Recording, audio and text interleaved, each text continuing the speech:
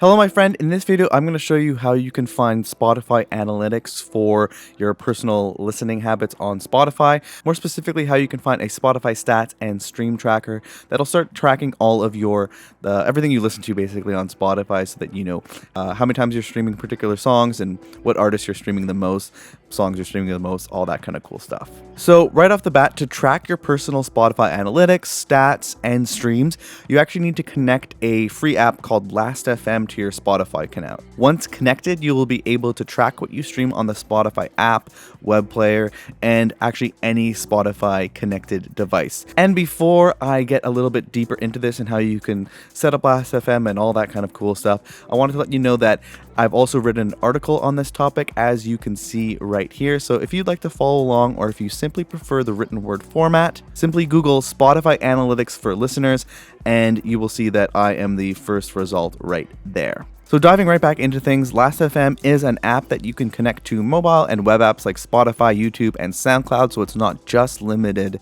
to Spotify. And it keeps track of your listening stats and will actually even give recommendations for music that you might also like to listen to. Once you connect Lastfm, your listening activity is transferred to Lastfm's database so that they can present the data to you and use the data to provide song recommendations. Lastfm refers to this transfer to their database as scrobbling, which is kind of a cool little term. So to get started, all you need to do is join Lastfm and then connect it to your Spotify account. One thing that you should be aware of is that Lastfm unfortunately does not work retroactively.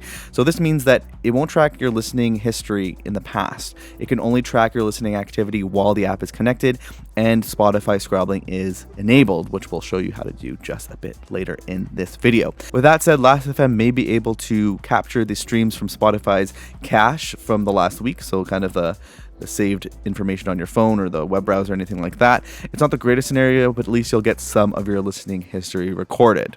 So how do you actually connect Lastfm to your Spotify account? To add Lastfm to your Spotify account, you simply need to go to lastfm.com, log into your account, find your profile image, which is usually on the right, and hover over it. Click on Settings and Applications, choose Connect, and the option to enable Spotify scrobbling. So real quick, this is actually what Spotify's website looks like, as you can see here, and this is an idea of what the app looks like. So it's pretty simple, straightforward, clean, and as you can see, it has a dark mode, which is always nice. So one thing also is if you want to disconnect your Lastfm from your Spotify account for any reason, it's super simple. You follow the exact same steps, but then there's a disconnect option next to Spotify scrobbling, and then you could even remove it even further if you wanted to. So once you've completed the above steps, Lastfm will no longer be tracking your Spotify activity, but you may also want to completely remove it, which you can do by going into Spotify's settings and removing the connected app. So you go to the Spotify apps page. I have a link to it right here in this article, and you can click on remove access and it will be completely off. So if Lastfm sounds good to you, there's links to it in the description and all that kind of stuff, so you can get it set up. Unfortunately, Spotify doesn't have a native natural analytics system or stats keeper or anything like that, so you do need to do it with a third party. And Lastfm, from my research, seems like the best option for you, but you may be wondering if there are any alternatives to this. So a potential alternative to using Lastfm to track your personal Spotify stats is a website called Stats for Spotify. However, I don't necessarily recommend it due to the fact that you must agree to some weird things when you are connecting it to your Spotify account. And I have an image of it here.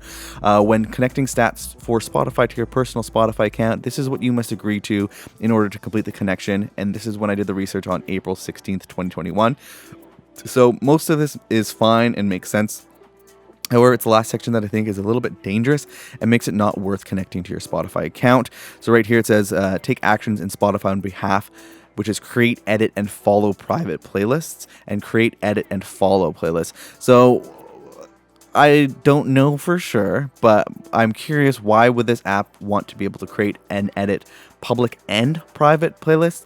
So my guess is, and I'm just saying this is a guess, but I could imagine it might be something sketchy, like they might want to be building the follower counts on fake playlists and make it private so you can't actually see it, and that way they could sell these playlists to other people or charge artists to be on playlists with thousands of followers, but it's actually just people getting kind of duped into following these accounts, and it's not real at all. So that's just my little conspiracy theory tin hat kind of thought on it, but to be honest, if you're coming to this channel for advice, my advice would be to not use that specific website. And that kind of wraps up the idea of how you can start collecting Spotify analytics for your own listening behavior. Unfortunately, there's no amazing like built-in Spotify option. Hopefully they'll add something like that in the future. If you're also interested in collecting stats on Spotify, you may also be interested in knowing how many people are following your Spotify playlist. If you are interested in finding out who follows your Spotify playlist and how many people are following your playlist, I made a video to that, which you can check just above. And if you're creating playlists and you're interested in growing your numbers even further, I've created a free cheat sheet and checklist that I've actually used to get my own playlist over 1,000, 2,000 followers or so, which then allows you to actually monetize it and make a bit of money off of the playlist. I put all that information in a cheat sheet and checklist. It'll be in the description below. Beyond that, if you want to go even a little further and you want to get your music on Spotify, I've also created a music distribution cheat sheet and checklist as well that will be linked in the description, so you can learn how to easily get your music on Spotify. It's actually so much easier to do than ever before, which is really, really cool. So with that said, make sure that you like and subscribe and all that good stuff so that you can see more of this. And other than that, good luck on your next release, and I will see you in the next video, my friend. Have a good one.